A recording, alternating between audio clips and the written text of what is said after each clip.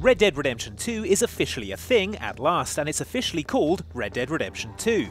Rockstar has even treated us to a short trailer, though it's as light on detail as it is very, very pretty. Our hunger for Red Dead Redemption 2 facts won't be denied, however, so here's what we've deduced from the debut 1-minute trailer. We've been speculating for a while that Red Dead Redemption 2 would be a prequel for a number of reasons, such as the lack of railroads on the leaked map, and the fact that there wasn't really a Wild West at all after the time period in which Red Dead Redemption 1 is set. One of the main themes of the last game was the end of the cowboy way of life and the changing face of America. Bear in mind there are only about 35 years between John Marston's adventures in that game and the time period of LA Noire, so really, if we want to have more cowboy adventures, we need to go back in time. Although the trailer is short on concrete proof of a time period for Red Dead Redemption 2, we can infer a lot from the brief glimpses we do get. One of the achievements in Red Dead, called Manifest Destiny, asked you to kill the last remaining buffalo on the Great Plains in single player. The number of buffalo you had to kill to extinct them, if you're wondering, was 20, and even in this short shot of a herd in the Red Dead 2 trailer, we see more than that number of buffalo. So a pretty good clue that we're looking at an earlier time period when buffalo were more plentiful. What's more, everything in the trailer has a slightly newer, less worn feel to it. The general store sign looks freshly painted, and the stagecoach we see parked outside is a far cry from the battered stagecoaches of the original Red Dead. The internet was quick to notice what looked like electric lights both in the street here and in front of the general store, but this ties us into our speculative time period pretty nicely as well. The sequel seems to be set further east than Red Dead Redemption, as implied by the leaked map, and surely confirmed by Rockstar's press release describing it as taking place in America's heartland. If this is the case, then the period we're expecting the game to be set, the late 1880s or early 1890s, matches up with when electric street lighting was starting to catch on in the United States. If the game is to once again feature John Marston, who was in his late 30s in 1911 when Red Dead 1 took place, a setting of 1893 or thereabouts would put him at 20 years old, which would be the perfect age for him to be making his mark with Dutch's gang. And speaking of Dutch's gang, it seems a strong bet that we'll see returning characters in this probable prequel. For a start, the fact that this is called Redemption 2 rather than Red Dead something else that begins with R suggests this follows the same personalities from the previous game rather than an entirely new cast. If it really is a prequel, we could be looking at the original Dutch's gang, and that bit of speech talking about running and never looking back could be a secondary character referring to John and Abigail fleeing the gang. You gotta run and don't look back. This is over. Bill Williamson appears to be there in the promotional art that was posted on Rockstar's Twitter. Look, there's his hat that he clearly sat on by accident and it stayed that way. You must think I was born yesterday. You always did think I was an idiot. That ain't fair, Bill. You were as my brother. Though it's worth pointing out that none of the 7 in the trailer itself has that hat. In the trailer there's also what appears to be a lady cow person. The narrower waist compared to the other 6 riders implies a female figure, and the bright yellow shirt compared to the duller tones of the other characters' clothing marks this rider out as different from the other characters. Could this be Abigail Marston, who was originally associated with Dutch's gang? We also spotted the distinctive fringing on this character's leg, implying a character with links to Mexico. Fingers crossed for Javier Escuela, just because we like saying his name. Escuela. Try it, it's really satisfying. Come on, you're not gonna shoot your own brother, are you? We was family. Yeah, we were. Then you and Dutch went crazy and family didn't mean so much. And while we're at it, this guy could be a younger version of Uncle, the original game's ill-fated comedy idiot. Oh, I thought you was dead.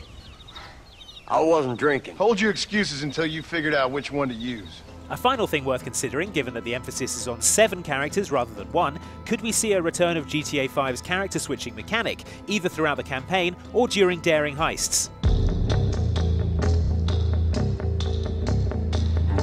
Coming back to buffalo and how there are lots of them, there's also plenty of other wildlife to be found scampering through the environments of the trailer. And though we fully expect to find animals in any Red Dead Redemption sequel, the number and variety of animals in just this short debut trailer suggests a greater density of critters in the open world of the new game. There's stags, vultures, buffalo, a dog, this weasel or maybe polecat, this bird, this other kind of bird. Will we be Deadeye shooting them out of the sky a la Red Dead Redemption 1? There's no way to know at this point since the trailer is that light on gameplay mechanics, but we know for sure there will be birds. One gameplay feature that is implied by the trailer is the ability to sling an animal carcass over your horse and ferry it back to civilization, presumably for selling or crafting. We speculate that either there will be a material benefit to doing this over just skinning your prey on the spot, or that you'll no longer be able to skin prey on the spot, in which case we'll never have to endure that gross skinning animation again. Either way, win-win. Oh, Lord. This is nasty. Going by this dog barking at these vultures feeding on this coyote, we'd also venture a guess that the trailer is hinting at smarter animal AI, with more realistic behaviour and interactions between animals. And we consider this cow dung exhibit number 2 for the prosecution. Get it? Number 2? Anyway, we're saying look out for cows pooping in Red Dead Redemption 2. One of the most striking images of the trailer is of 2 characters paddling down a river in a canoe. If you remember how John Marston reacted to water in the first Red Dead Redemption, you'll know that's a big deal. Right, like that. Hopefully this means that we'll be able to swim now, or otherwise we'll be drowning every few minutes, as well as choose from a variety of watercraft to make our way around the map. If you cast your mind back to Red Dead Redemption, you might remember the wreck of the Serendipity, a stricken paddle steamer at the bottom of the Great Plains that had become a gang hideout. Given the overlap in the maps of the old game and the new game, it's not an impossible stretch to imagine that in Red Dead Redemption 2, we might experience the events leading to the wrecking of the Serendipity. Given the way that we drive most vehicles, it'll probably turn out we caused it ourselves. Okay, the leftmost dude in the riding party of 7 appears to be dual-wielding pistols, on horseback no less. What a badass. If we're lucky, dual-wielding is an ability also available to the player character. You couldn't dual-wield weapons in Red Dead Redemption 1, so this would be our Wild West fantasy come true. I mean, one of our Wild West fantasies come true, not that other Wild West fantasy that we can't talk about in public. Has it gone a bit Westworld in here all of a sudden? Biome is a fancy word for environment, and from what we can see in the trailer, it looks like there'll be a few new ones in RDR2. One of the main criticisms leveled at the first game was that Mexico was less interesting than New Austin, criticism that would be avoided if the leaked map was legit and the whole game was taking place in the Midwest. And as mentioned before, the Heartland reference from developer Rockstar and more northern-feeling environments like the river basin scene here seem to confirm that this is indeed legit. More plains, forests, mountains and oil fields look set to feature in a bigger map than we saw in the first game, but from the looks of that stagecoach, fast travel will still be an option if you can't face the long horse rides needed to get around the place. Take me as far as Manzanita Post. You told you sleep, I won't have to listen to you. So those were 6 things the Red Dead Redemption 2 trailer told us about the game. Did you spot something we missed? Let us know in the comments and make sure you're subscribed to Outside Xbox for lots more on Red Dead Redemption 2 coming soon. Thanks for watching!